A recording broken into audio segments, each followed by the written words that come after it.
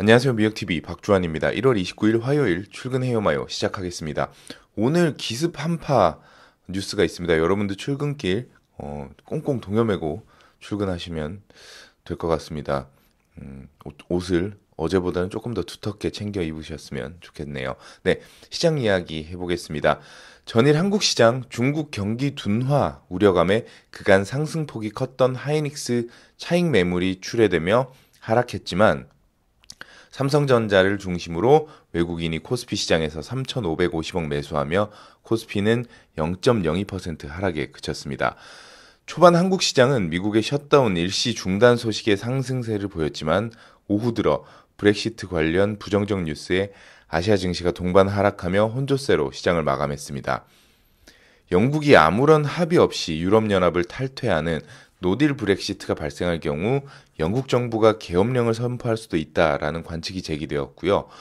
영국은 리스톤 조약 50호에 따라서 오는 3월 29일 자동으로 EU에서 탈퇴하게 됩니다. 합의가 문제가 아니라 기본적인 의사 조율 자체가 이루어지지 않을 수 있다라는 점에서 시장의 불안감을 증폭시키고 있습니다.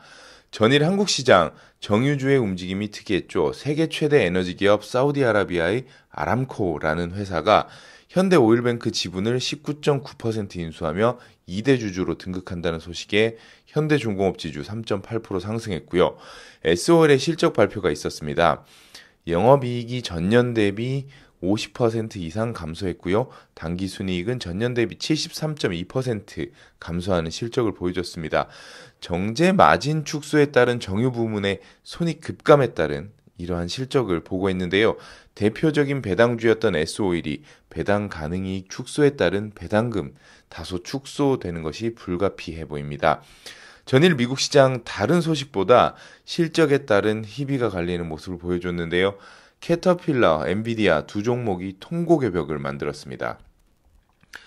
부진한 실적을 발표한 건설 장비 업체 캐터필러가 9.13% 하락했고요. 사실 캐터필러 같은 경우에는 건설 경기가 4분기에 계절적인 이슈로 조금 주춤할 수 있기 때문에 그럴 수도 있겠다라고 생각을 했지만 엔비디아 같은 경우에는 실적 전망치를 2월달 어닝 발표 이전에 실적 전망치를 하향 조정하면서 13.82% 급락하는 모습을 보여줬습니다. AMD 역시 7.98% 하락했는데요. 인텔의 어닝 쇼크가 나왔을 시점에 AMD가 반대로 상승한 것을 생각하면은 이번 엔비디아 실적 전망치 하향 조정의 여파는 AMD 역시 부담스럽게 받아들이는 모습입니다. 지난 분기 실적 발표 당시에 엔비디아는 시장의 예측과 맞는 실적을 발표하면서 그 이전에 자신들의 실적의 부진에 대해서 강하게 부인해왔던 모습을 보여줬습니다. 거기에 따라서 시장의 신뢰를 잃으면서 하락하는 모습을 보여줬는데요. 이전 모습과는 다르게 이번에는 회계 마감이 끝남과 동시에 실적 전망치를 하향 조정하면서 시장과 소통하려는 모습을 보여줬습니다. 실적 전망치 하향에 대한 주요 원인은 중국발 실적 악화인데요. 우선 게이밍 그래픽카드의 매출 부진이 있었고 데이터 센터의 매출 부진이 그 이유로 이제 두 가지를 들었는데요. 이번 차세대 그래픽카드 모델을 내놨지만 가격 조정을 일부 기다리는 유저들이 강하게 매수에 나서지 않았고 2월 7일에 발표되는 AMD 그래픽카드의 발표와 더불어서 더디게 신모델이 판매되고 있다라고 밝혔습니다.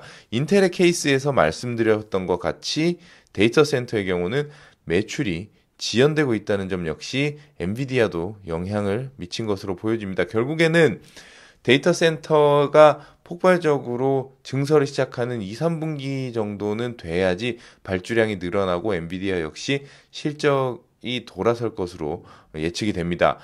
젠슨 황 그 엔비디아 CEO는 보도 자료를 통해서 엔비디아는 그 어느 때보다 사업을 잘 진행하고 있고 자신들의 비즈니스 개척과 비즈니스 포트폴리오에 대한 강한 자신감을 어필하면서 시장과 소통하려는 모습을 보여줬습니다.